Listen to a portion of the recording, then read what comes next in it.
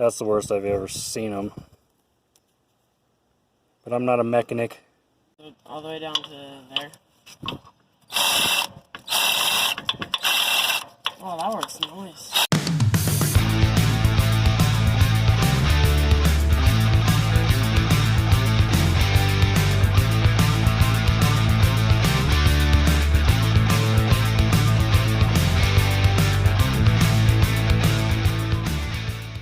A lot of the videos say to take off the caliper. I found you don't actually need to take off the caliper. I just left it on. Be mindful of the brake line. You don't want to break it. On the other side, and I didn't film this, but I actually installed this wrong, and it pinched and clipped the wires, and it gave me an ABS code on the dashboard, as well as the emergency brake light was staying on. So I refixed that, and that should be just fine now. So the things you do have to disassemble is this shock, and you'll have to get vice grips or something on the top of this, because when you try to loosen this, the whole thing just spins, even to the point you can't just grab the shock down there, because stuff inside is spinning, even if you grip that. So that's kind of precarious, but with an open end wrench, it's just fine. The other thing you have to take off is this, I believe it's a sway bar. Mechanics helped me out with the terminology on that. I should probably replace these bushings, but I didn't, because, you know, one thing at a time. I'm not super rich, which is why I'm doing this myself. But you take this bolt off. I put a crescent wrench. You got some squared off parts right here and one at the bottom, so you can stop this whole shaft from spinning, so you can take that off. And then with the shock released, with the sway bar released, then when you loosen up this whole ball joint, when you loosen up the castle nut, just make it loose, keep it on there a bit, so then you can put a jack underneath it and put some pressure on it, and then take the nut off completely. Lower the jack slowly, especially if you got a spacer on the spring, because this thing had a 2.5-inch spacer on it, and there was a lot of tension on it, and the spring can actually, if it drops fast enough, it can actually go shooting out and either break some stuff or break your teeth or something. So be careful with that. And then I also have some jack stands in place. I got another one over there, just in case. I also got the tire. I always put the tire under there in case everything else fails. Then it'll land right on the rim, and it'll at least stop you from getting your ribs crushed.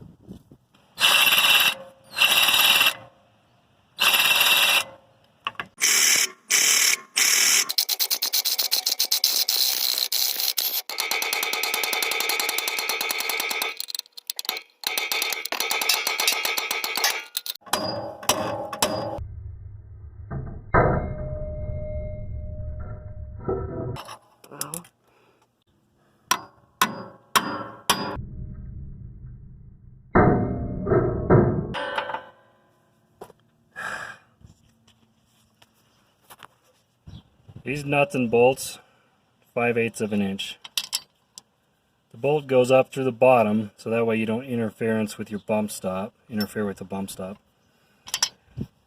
Nut from the top.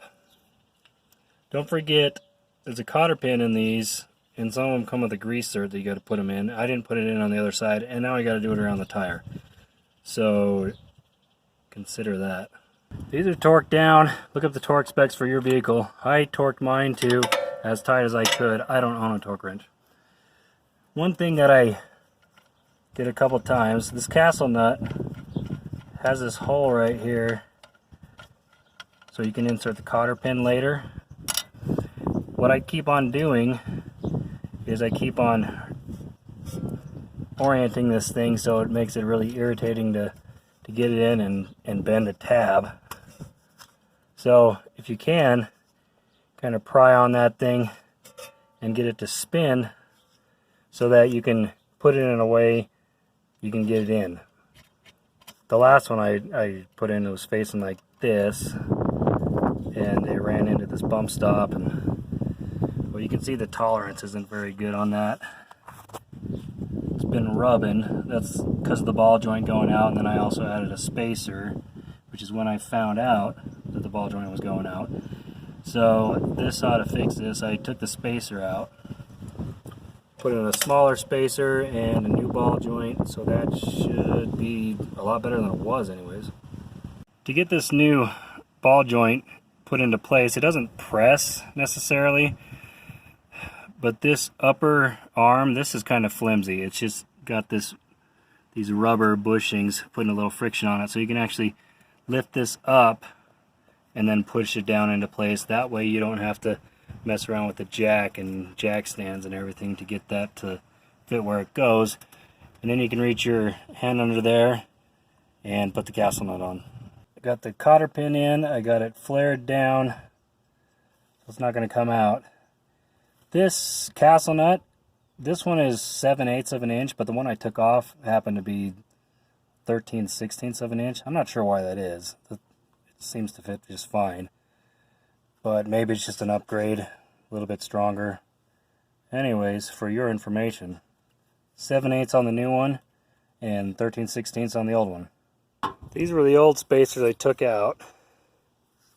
They just didn't work. Unless you're going to get like a different lower control arm and all that, just not going to work.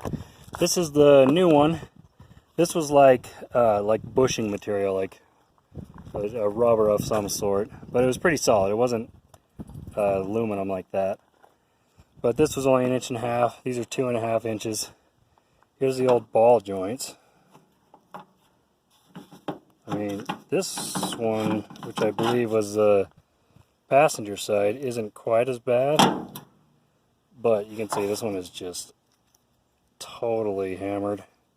That's the worst I've ever seen them. But I'm not a mechanic.